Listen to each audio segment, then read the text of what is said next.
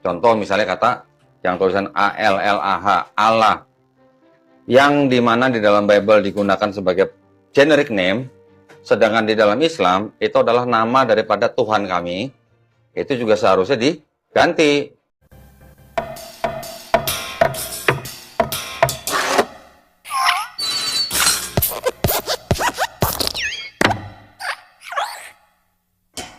Salam saudaraku, ada salah satu komentar dari netizen Islam tetangga sebelah yang cukup menggelitik ya.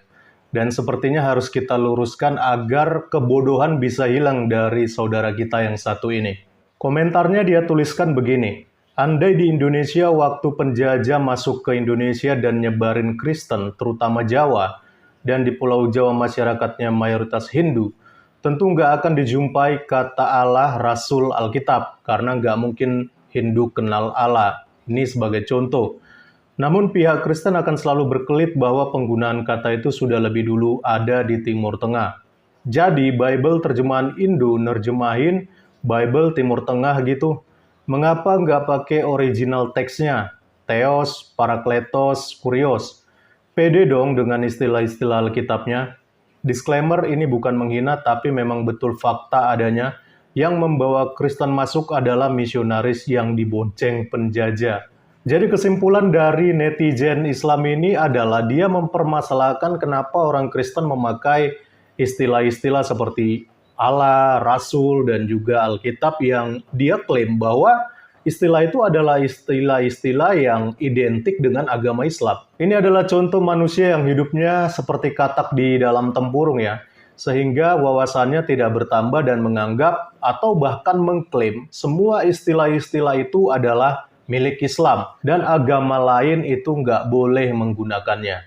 Dan saya sudah melihat orang-orang seperti ini itu banyak sekali berseliweran di Indonesia bahkan di sosmed ya. Dan biasanya hal yang paling mereka sering permasalahkan itu adalah penggunaan kata Allah yang juga sering kita pakai di dalam Alkitab. Sebenarnya kita nggak perlu heran ya dengan klaim umat sebelah ini ya. Karena memang para pengajar Islam itu sendiri banyak yang mengajarkan hal-hal yang demikian.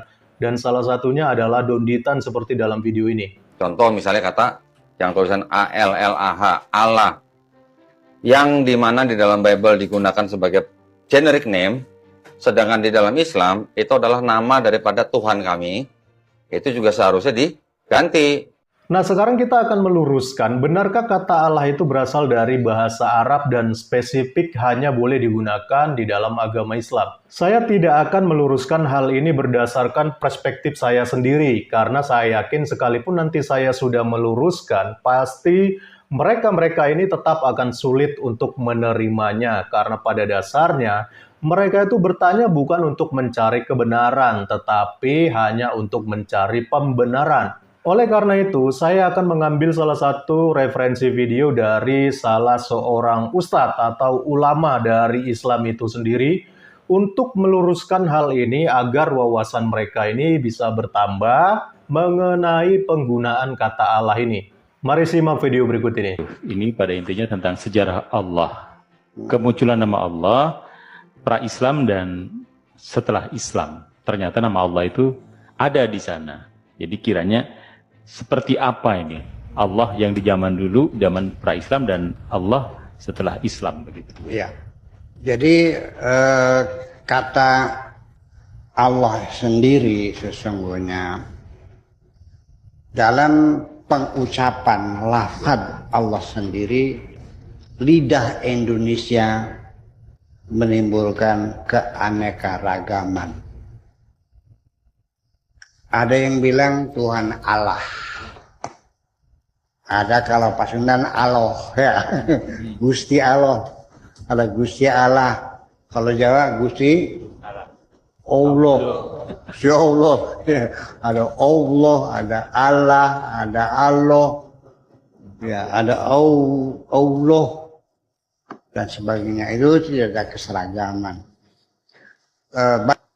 Suara sengau dari lam ketika diberi harokat itu sebetulnya kan Allah.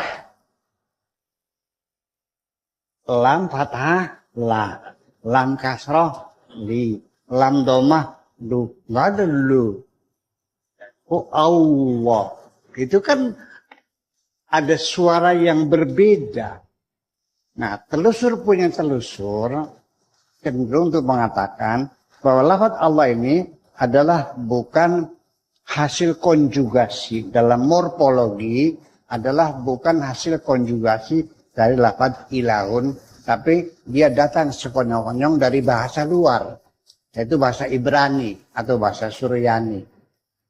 Jadi bahasanya orang-orang Yahudi dulu, Allah itu adalah lafaz yang tidak dibuat dari konjugasi, tetapi diambil dari bahasa Ibrani. Tapi ingat, orang-orang Yahudi pun kalau mengenal Tuhan bilangnya Elohim. Jadi Allahumma ini adalah hasil konjugasi bahasa Arab atau memang mengadopsi dari bahasa asing. Betul nggak? Nama bisa sama, substansi berbeda.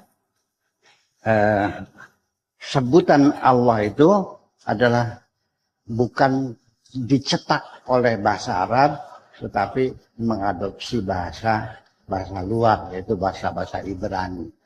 Saya kira seperti itu. Terima kasih. Nah, ulama Islam sendiri sudah menjelaskan bahwa kata Allah itu sebenarnya merupakan serapan dari bahasa Ibrani. Bahkan jika kita tarik lagi itu juga masih berkaitan dengan bahasa Semitik ya, di mana bahasa Ibrani dan juga bahasa Semitik serta Arab ini kan merupakan satu rumpun ya. Bahkan jauh sebelum Islam itu ada, orang-orang Kristen di Arab itu sudah menggunakan penggunaan kata Allah ini untuk merujuk kepada sesembahan mereka. Jadi lucu aja gitu, ketika ada umat agama yang baru muncul di abad ke-6, tiba-tiba mengklaim bahwa kata Allah adalah milik agama mereka dan melarang orang lain untuk menggunakan istilah ini. Beginilah jadinya kalau menjadi umat itu taunya cuma bisa mengklaim. Maka wawasannya tidak akan pernah bertambah karena bagi mereka cukup dengan cara mengklaim itu sudah menunjukkan bahwa segala sesuatu itu pada dasarnya adalah milik Islam. Ini kan konyol namanya ya. Salam kritis, Tuhan Yesus memberkati. Salam. Sampai sekarang saya masih berargumentasi. Kenapa saya langsung bicarakan Islam belum sempurna? Karena ini passwordnya kalau Islam ingin maju. Sebabnya Islam terus mundur dan mundur dan mundur sampai sekarang titik nadir di alam dunia. Ya, bangsa yang paling bodoh, paling perang saudara, paling tidak jujur, ya kan, paling melarat dan sebagainya. Umat Islam ini, ya, mereka merasa bangga. Mereka tidak merasa bahwa umat Islam lagi dihukum oleh Allah. Masih mengatakan kami bangsa yang terbaik. Lu ngomong lagi dihukum kamu nih. Bikin silat aja nggak bisa. Betul nggak?